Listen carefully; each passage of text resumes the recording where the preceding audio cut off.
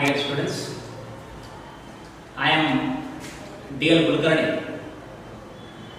assistant teacher at Mandwasi Vidyalaya and S.C. Chauhan Junior College, Chinchpada in Navapur Taluka. My dear friends, there are 2 poems and 3 lessons in first unit of 9th standard book, English textbooks, and out of these we have already completed 2 lessons and 2 poems, and now today we have to learn lesson number 1.5, the necklace, on page number 23. At first, we will discuss on warming up, that is chit chat. There are 3 questions in chit chat. Question number 1: do you like jewelry and ornaments? This is a S type question because it starts with do. Marathi meaning what? जे jewellery म्हणजे दागिना आणि ornaments म्हणजे आभूषण. म्हणजे तुम्हाला दागिने किंवा आभूषण आवडतात का? येस, आवडतात. Do you like to dress up for special occasions? एखादा असा ऑकेजन म्हणजे काय आणि त्याच्या पूर्वी अजून एक शब्द आलाय, स्पेशल ऑकेजन. म्हणजे एखादा खास कार्यक्रम असतो, लग्न समारंभ असेल किंवा बर्थडे पार्टी असेल, वाढदिवसाची काही मेजवानी पार्टी असेल, अशा कार्यक्रमाला जाताना तुम्हाला एखादा म्हणजे खास तुम्हाला असा ड्रेस परिधान करणं आवडेल का? Yes, I would like. Of course it is depend upon our economical position. आपली परिस्थिती कशी आहे, आर्थिक परिस्थिती कशी आहे त्याच्यावर डिपेंड आहे. पुढचा प्रश्न आहे, what makes a person happy and confident during special function and parties? या ठिकाणी हा जो प्रश्न आहे हा डबल क्वेश्चन आहे. वरचे जे 2 प्रश्न होते, upper 2 questions are S type questions and this question number 3 is double type question because it starts with what, and what, this word is a WH word. And so this is a double type question. What is the question? What makes a person happy and confident? असं काय आहे की त्यामुळे ती व्यक्ती आनंदी होते किंवा आनंदी असते किंवा त्या व्यक्तीवर एक आत्मविश्वास निर्माण होत असतो. जर तुम्ही एखाद्या कार्यक्रमाला गेले, पार्टीला गेले तर याचं उत्तर आपण काय देऊ शकतो? हा डबल क्वेश्चन आहे. म्हणजे या प्रश्नाचं उत्तर एस किंवा नो मध्ये देऊन चालणार नाही. सम वर्ड्स काही आपल्याला एक्सप्लेनेशन द्यावं लागेल. यस, हॉस्पिटॅलिटी एक महत्त्वाचा शब्द आपण या ठिकाणी उत्तरासाठी we can use this word, hospitality. Hospitality म्हणजे काय? म्हणजे आदरातिथ्य. जिथे आपल्याला बोलवलं जातं तिथे जर आपला आदरातिथ्य झालं, आपला सन्मान झाला, त्याच्यानंतर ॲप्रिसिएशन. ॲप्रिसिएशन म्हणजे काय? स्पेलिंग काय? APPRECIATION. ॲप्रिसिएशन म्हणजे काय? कौतुक, स्तुती. त्या पार्टीला, त्या समारंभाला गेल्यानंतर जर आपलं कोणी कौतुक केलं, मग ते कौतुक आपल्या ड्रेसकडे पाहून असेल, लेडीज असेल तर तिचा त्या ऑर्नामेंट्स, त्या ज्वेलरीकडे, आभूषण, दागिन्यांकडे पाहून तिचं कौतुक असेल. मग त्याच्याने काय होतं माहितीये का? आपल्यामध्ये एक प्रकारचा आत्मविश्वास निर्माण होत असतो. इट क्रिएट्स कॉन्फिडन्स अमंग अस. आपल्यामध्ये एक आत्मविश्वास निर्माण होत असतो आणि इट मेक्स अस हॅपी. त्याच्याने आपण आनंदी होत असतो. तर हे वॉर्मिंग आहे, चिटचॅट आहे. त्यानंतर पुढचा भाग आहे मित्रांनो, right talking about myself. Myself म्हणजे आपण त्या ठिकाणी केसेसचा तक्ता पाहत असतो. त्याच्यामध्ये आपण पाहतो की आय, मी, माय, माइन. मग हा सुद्धा एक त्या ठिकाणी माय सेल्फ पदेशी वर्ड आहे. म्हणजे हा काय म्हणतोय, माझ्या स्वतःबद्दल बोला, स्वतःच्या बाबतीत सांगा, बोला. Write few lines about yourself, your name. मग आता आपल्या स्वतःबद्दल बोलत असताना काही मुद्दे आहेत. जसं तुमचं नाव लिहा, तुमचा अपीअरन्स, तुम्ही कसे दिसतात, फॅमिली, तुमचा परिवार, तुमचं कुटुंब, म्हणजे how many members in your family, what is your father, what is your mother, how many sisters you have, how many brothers you have. These are the points of writing about myself. The place where you live, the place कुठे तुम्ही राहता. in Nandurbar, it is in city, in village. याचा उल्लेख तुम्ही करू शकता लिहिताना. your school, आणि सर्वात महत्त्वाचं म्हणजे काय, तुमची शाळा. We can write many sentences about our schools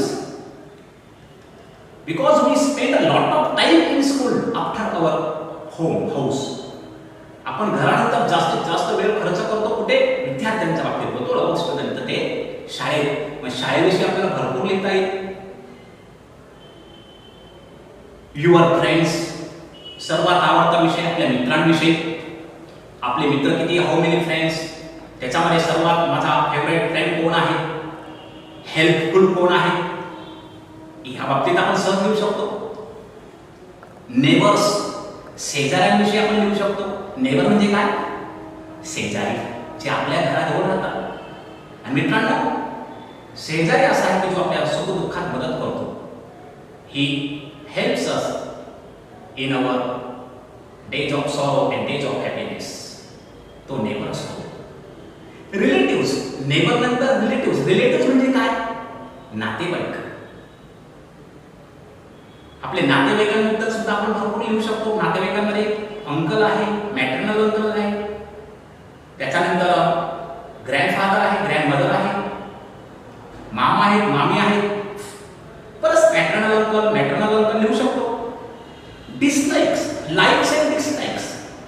आपल्याला काय आवडतं आणि आपल्याला काय आवडत नाही, हा पण भाग आपण याच्यात लिहू शकतो. हॉबीज, हॉबीज म्हणजे काय, छंद. वेगवेगळ्या प्रकारचे छंद असतात, व्यक्तिपरत्वे. जसं आपण सांगू शकतो की त्या ठिकाणी I like to play cricket, किंवा my hobbies is reading books, reading newspapers. हे सर्व तुम्ही माय सेल्फ, माझ्या बाबतीत लिहू शकता. त्यानंतर पुन्हा पुस्तकामध्ये एक भाग आहे की रिअल सेल्फ काय असतं आणि इमॅजिनरी सेल्फ काय असतं, या बाबतीत सुद्धा आपल्याला सांगितलेलं आहे. त्याची सुद्धा उदाहरण आपण या ठिकाणी घेऊ शकतो. जसं आता पुस्तक जर आपण पाहिलं तर पुस्तकाच्या या ठिकाणी उजव्या बाजूला या ठिकाणी त्याचा उल्लेख केलेला आहे, आपण लिहू शकतो. तिथे डॉट डॉट आहे, आपण ते सोडून घेऊ. तो पहिला प्रश्न आहे पहा, म्हणजे पहिला भाग आहे I like. What I like, मला काय आवडतं, आपण त्या ठिकाणी लिहू शकतो. बऱ्याच गोष्टी आहेत. I like to play cricket. जो तो ज्या त्याच्या विचारानुसार about his thinking he can explain this mind. किंवा I like to punish criminals. To punish म्हणजे काय, शिक्षा करणे, आणि क्रिमिनल्स म्हणजे काय, गुन्हेगार. मला गुन्हेगारांना शिक्षा करायला आवडेल, तुम्ही लिहू शकता. I love fights. तुम्ही म्हणून फाईट म्हणजे लढणे, पण कोणाच्या विरुद्ध लढणे, अन्यायाच्या विरुद्ध लढणे, तुम्ही लिहू शकता. फाईट म्हणजे लढणे. पुढचा आहे I enjoy dot dot. I enjoy काय, I enjoy flying all over the world.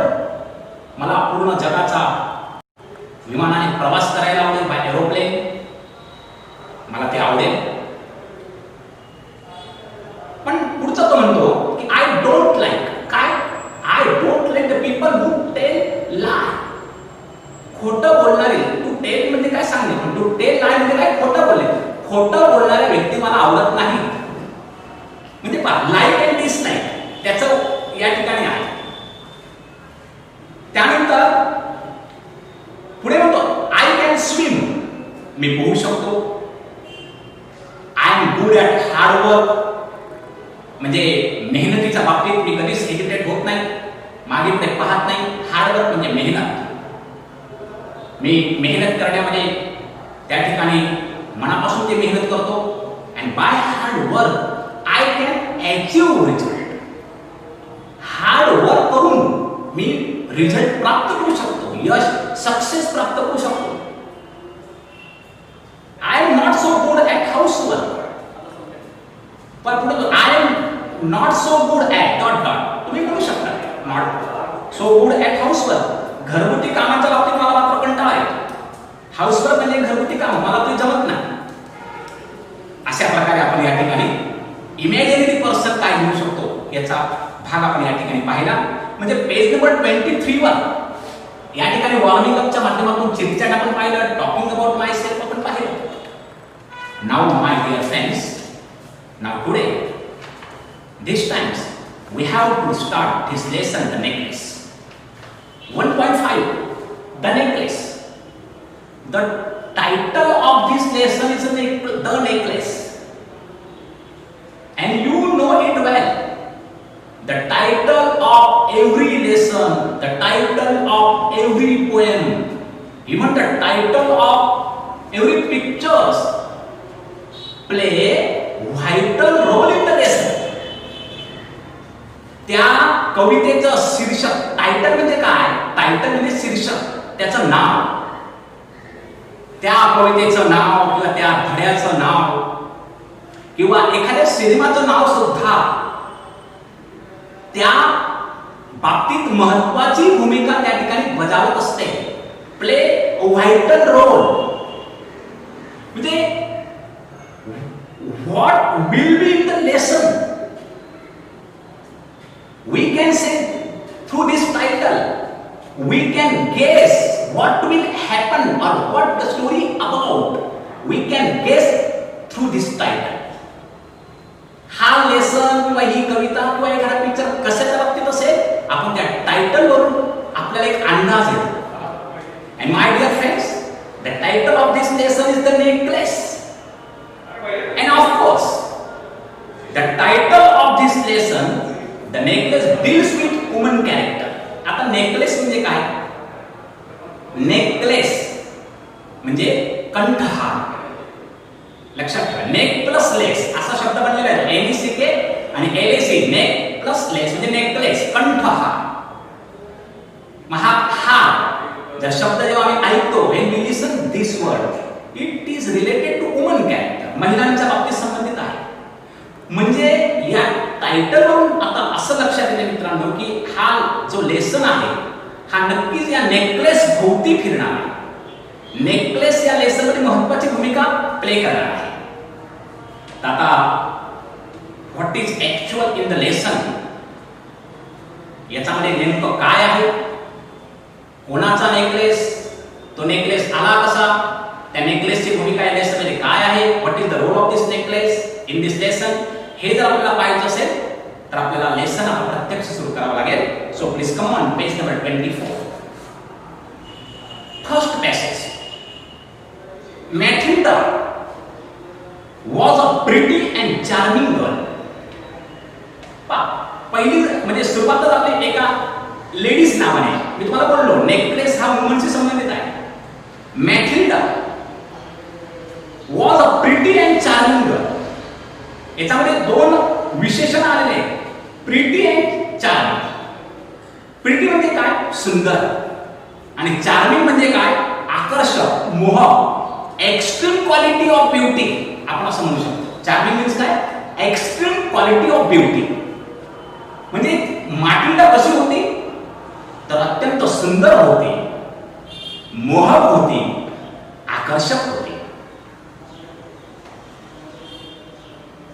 Born as if by an error of faith into a family of clerks.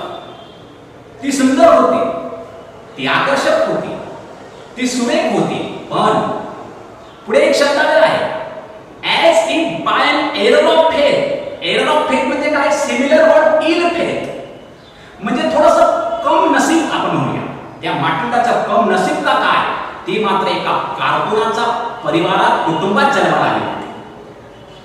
म्हणजे मित्रांनो, कोणाच्या परिवारात जन्म घ्यावा किंवा जन्म होईल, it is not depend upon us, it is depend upon destiny. And we can simply say it is depend upon God.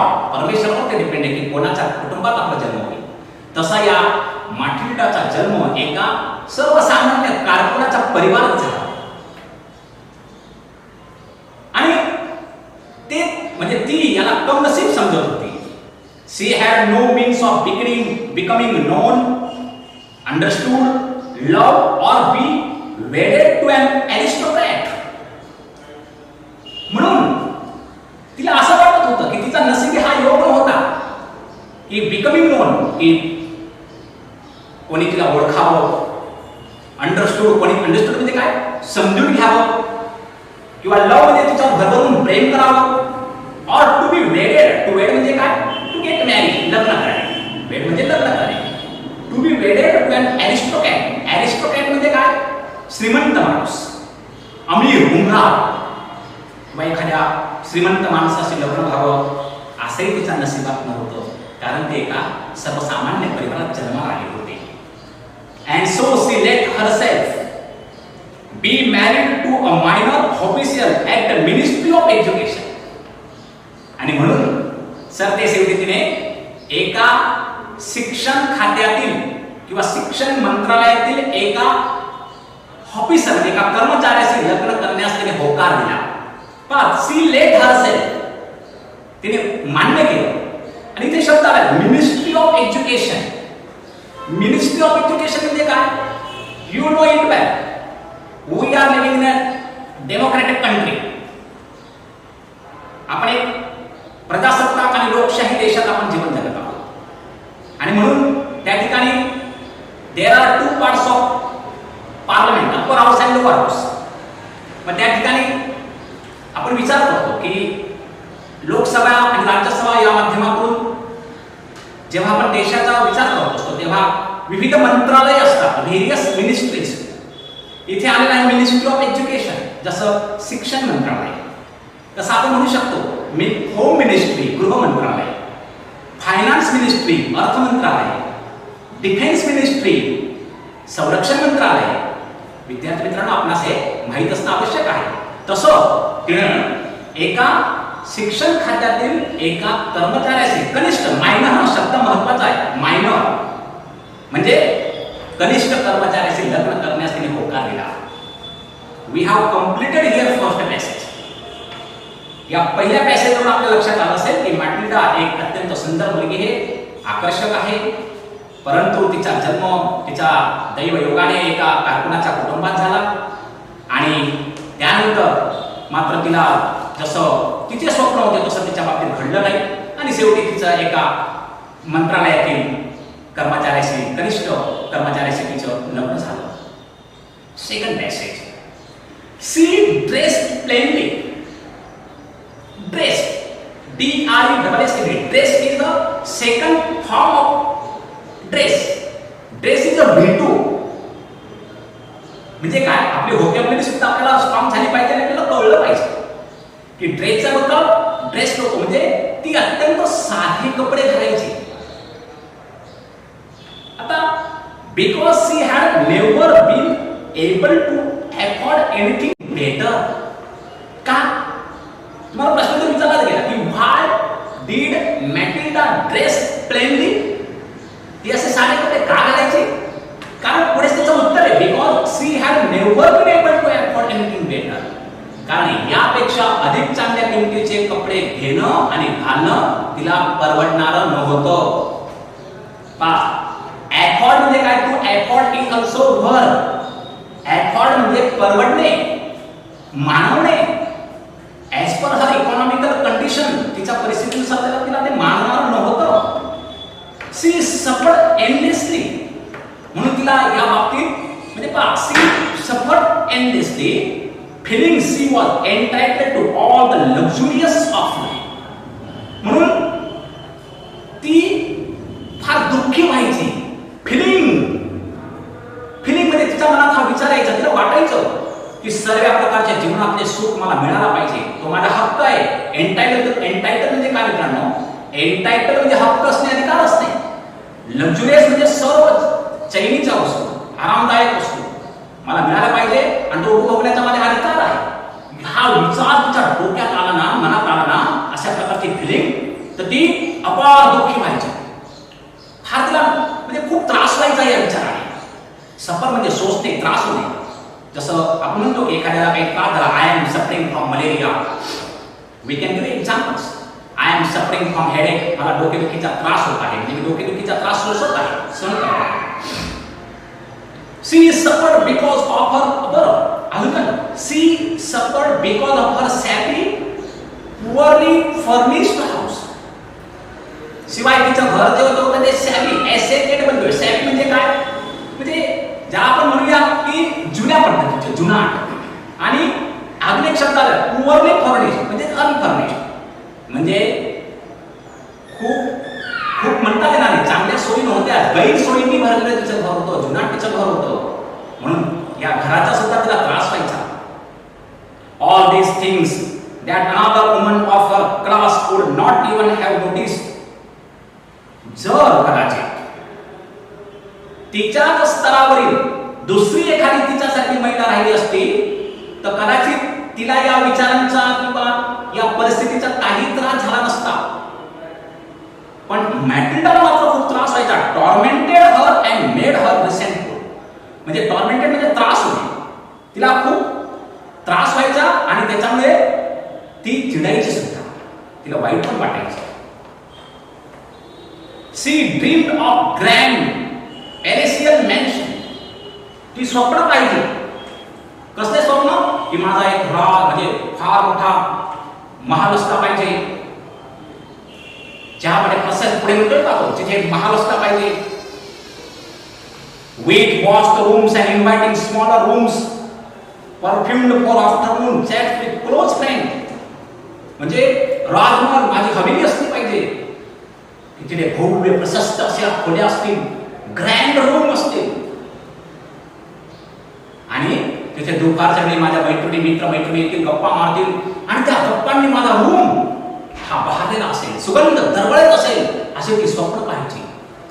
मित्रांनो, स्वप्न पाहायला हरकत नाही. We should have dreams. पण ड्रीम कसे असले पाहिजे की जे आपण we can complete, we can fulfil these dreams. स्वप्न पाहावे पण जे आपण पूर्ण करू शकतो ना, तसे स्वप्न पाहावे. हा सुद्धा महत्वाचा भाग आपल्याला त्यातून शिकायला मिळतो. पण मॅट्रिल्डाचं स्वप्न होतं की भव्य आणि दिव्य असे माझा महाल असला पाहिजे, इमारत असली पाहिजे. मात्र ते तिच्या बाबतीत शक्य नव्हतं. She had no rich dresses. तिच्याकडे चांगले कपडे नव्हते. No jewels, nothing, and these were the only things she loved. आणि नेमकं तिला हेच आवडायचं की जे तिच्याजवळ नव्हतं. चांगले ड्रेस, चांगले दागिने, चांगल्या प्रकारचे आभूषणं, आणि हे मात्र तिच्याजवळ नव्हतं. या विचाराने ती खूप नाराज व्हायची. She wanted so much to charm, to be envied, to be sought after. म्हणजे बाकांनी शी वॉन्टेड सो मच, म्हणजे तिला हा सर्व जन्मगाठ हवा होता. म्हणजे तिला हेवा वाटायचा. एनव्ही म्हणजे काय मित्रांनो? एनव्ही म्हणजे हेवा वाटणे, जेलसी आपण म्हणतो. दुसऱ्याचं कोणाचं तिने पाहिलं ना, तर तिला असा हेवा वाटायचा. शी हॅड रिच फ्रेंड. तिची एक श्रीमंत मैत्रीण होती. रिच म्हणजे श्रीमंत. A former schoolmate at the convent. म्हणजे कॉन्व्हेंट मध्ये शिकणारी, हे जेव्हा लहान होते ना, तेव्हा कॉन्व्हेंट मध्ये शिकणारी एक तिची मैत्रीण होती की जे सोबतच शिकायचे. फॉर्मर मध्ये पूर्वीची. whom she avoided visiting. आणि नेमकं आपली माटिल्डा त्या कॉन्व्हेंट मुलीला भेटायचं टाळायची.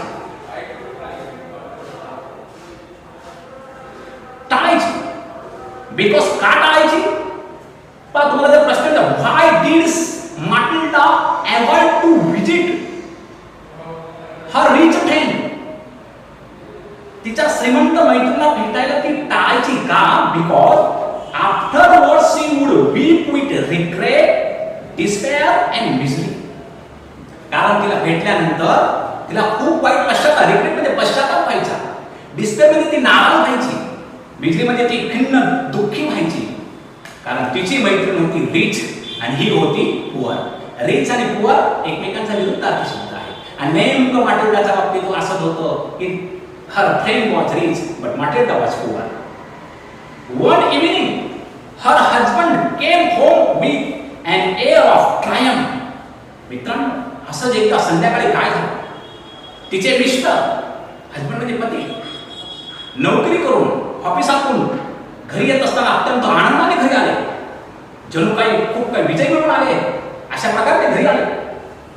Holding a large envelope in his hand. त्यांच्या हातामध्ये एक मोठं पाकिट होतं. Look, he said, here is something for you. आणि आल्याबरोबर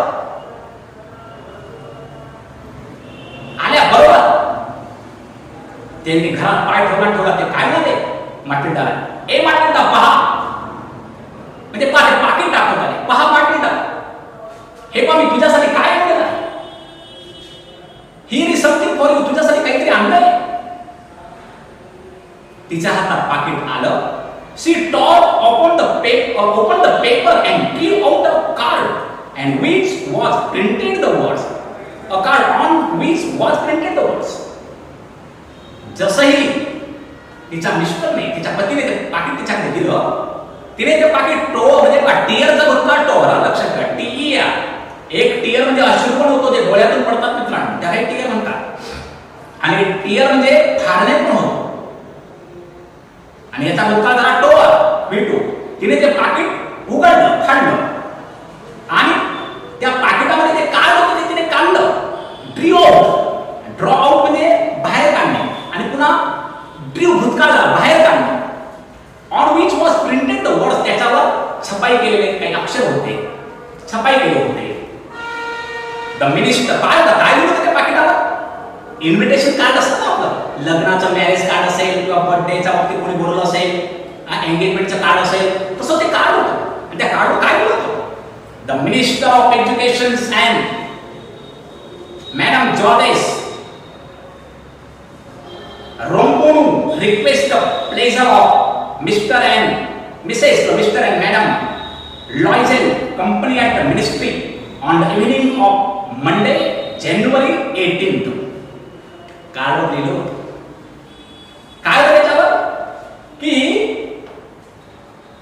म्हणजे त्या एज्युकेशन, शिक्षण मंत्रालयाकडनं त्यांना कार्ड मिळालं होतं. एक इन्व्हिटेशन, आमंत्रण पत्रिका होती, की त्याच्यात लिहिलेलं होतं की तुम्हाला दोघांना, मिस्टर अँड मिसेस लॉइझेल, यांचं सरनेम आहे लॉइझेल, यांना एज्युकेशन डिपार्टमेंटमध्ये त्या कार्यक्रमाला 18 जानेवारीला सोमवारी बोलवलेलं आहे.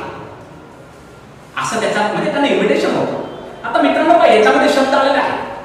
आता आपल्याकडे जनरली आपण मिस्टर अँड मिसेस म्हणतो, पण इथे फ्रेंच ह्याच्यामध्ये आपण जर विचार केला तर मॉसियर असाही एक शब्द त्या ठिकाणी वापरला जातो, म्हणजे श्रीयुतसाठी. आणि मादाम हा शब्द त्यामध्ये श्रीमतीसाठी वापरला जातो. फ्रेंच वर्ड आहे, लक्षात घ्या. म्हणजे मॉसियर अँड मादाम फ्रेंच वर्ड्स आहेत, फ्रेंच टर्म्स आहेत. जसं आपण मिस्टर अँड मिसेस म्हणतो, तर अशा प्रकारे त्यांना कार्यक्रमासाठी बोलवलं होतं. इन्स्टेड ऑफ बीइंग डिलाइटेड, पण तिला आनंद होण्याऐवजी as a husband had hope, जसं तिच्या पतीला वाटलं की आता माझ्या पतीला म्हणजे मॅटिल्डाला खूप आनंद होईल या इन्व्हिटेशन पाहून, पण तसं झालं नाही.